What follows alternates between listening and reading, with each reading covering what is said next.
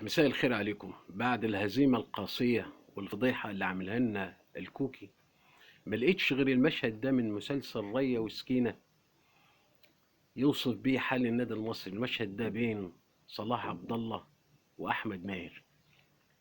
يا ريت تشيروا الفيديو عشان يوصل لكامل أبو علي. يلا بينا.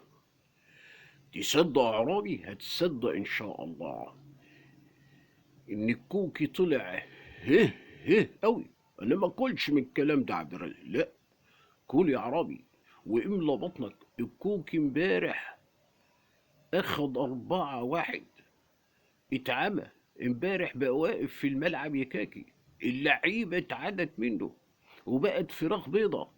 ناقص كمان نجيب لها بيض تفقس عليه.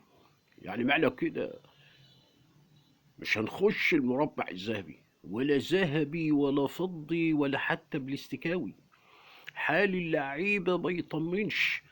والكوكي طلع هه، وكمان طلع رزق الرزالة. يعني ايه؟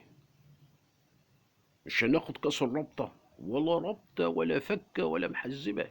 الكوكي خلاص ما عادش عارف يعمل حاجة. ألاعيبه اتحفظت، واللعيبة بقت لعيبة مش قادرة تجري. طب والحل ايه يا عبد الرازق؟ الحل ان مستر كامل ابو علي يدي بومبا لكوكي. يعني ايه؟ يعني يفلسعه، يعني يجيب مدرب تاني علشان نقدر ناخد كاس الرابطة وننافس على المربع الذهبي. لإما لو سابوا المصر هيبقى هه هه أوي.